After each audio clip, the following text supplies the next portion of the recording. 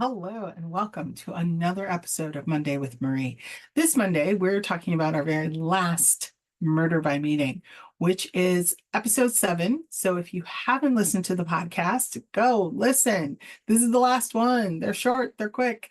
And this one is about the most insidious. And when I say insidious, I mean insidious murder, which is hear no evil, see no evil, speak no evil. And in this case, it is we can't speak the truth, we can't see the truth, and we can't hear the truth.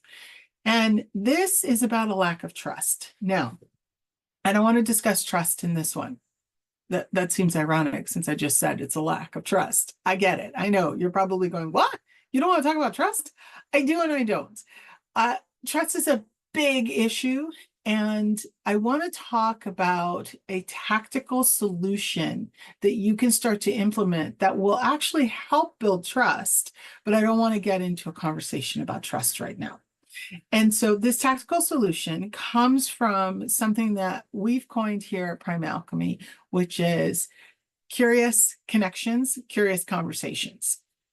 And curious connections is really about how do we really create communications that within our organization that are based in curiosity.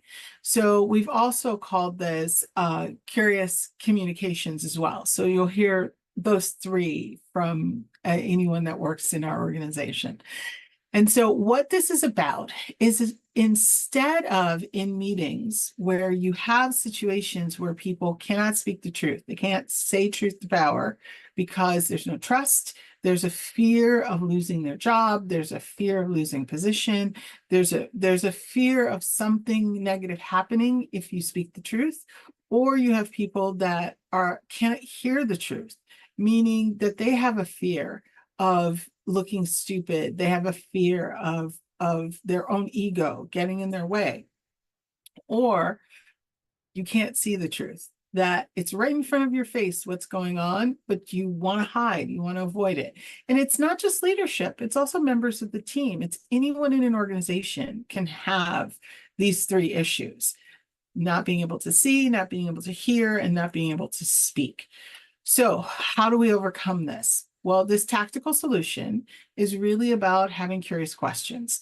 It's the how might we questions, or what does this look like? How could we? It's those questions that are based in curiosity that really speak to the idea of, I want to understand, I want to learn, I want to grow, I want to develop. Those are those type of questions that it's seeking to understand, seeking to learn, seeking to grow. And when the questions are framed in that way, not in I want to accuse you or you did something wrong frame, but really I'm questioning because I don't understand. I'm questioning because I'm curious and I want to learn. I want that understanding. And that's why we call it curious conversations, and we call it curious connections or curious questions. And so it's really about framing the question in the meeting with the intention of I want to understand, I want to learn, not I want a gotcha moment or I want to put you in a bad light. It's really about the selfishness of I want to learn, I want to understand what's happening. Now, with that being said, when you're doing that, what you're actually doing is you're allowing some breathing room to happen in that meeting for people to take a pause and really think about, again, hear me, really think about what you're questioning and really think about the effects of that. The reason why we called this last murder so insidious is because it slowly creeps into organizations and it takes a long time to get out of organizations or for even awareness. What will happen is that it starts off slowly, where people just shut down because they saw someone else have a negative reaction to something that they said, or people become afraid. And so they don't want to say something because they don't want to get into trouble, right? They don't want to be the whistleblower, so to speak. And it takes a long time for the effects of this to happen. A really great and unfortunately public example of this is Boeing. Boeing started off as a company where people were willing to tell the truth and speak the truth to power. People were willing to say, this isn't working. I'm not going to let this go out. And over time, because of changes in leadership, because of some internal things that happened, slowly but surely, the culture of trust, the culture of speaking the truth, the culture of seeing the truth and hearing the truth shifted to there are repercussions if you say something is wrong. There are repercussions if you question things that are going out. And now we are seeing, sadly, the fruit of that negative labor. We are now seeing where we have doors falling off, where we now have astronauts stuck in space that we don't know when we're going to bring them home, maybe next year, because of the failure to be able to speak the truth, see the truth, and hear the truth. And again, this didn't happen overnight. This happened over years. And so that is why it's really important that this sin be fixed in organizations so that you don't turn into this unfortunate example.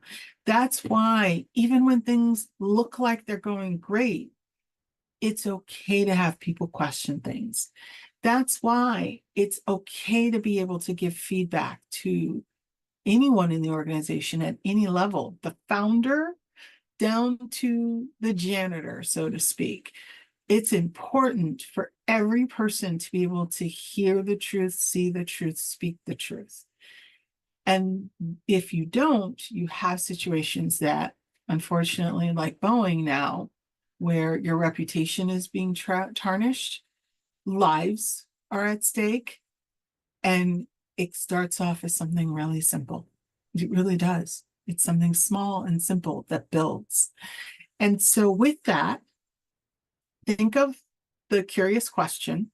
Think about it in the framework of, I'm posing this question because I want to understand. I want to learn. That sense of open curiosity for innovation. And people feel that sense of when a question is posed in that way versus if it's posed in being an accusatory way. That's step one. Step two really goes into how do we build trust? And for the time we have together today, we're going to have to table that. How do we build trust? Because it's a deeper, deeper conversation and it deserves more than a superficial moment. And so keep those questioning happening when you're in meetings. Make sure you frame your questions with the intention of curiosity and not accusation. And remember, it's about curious communications.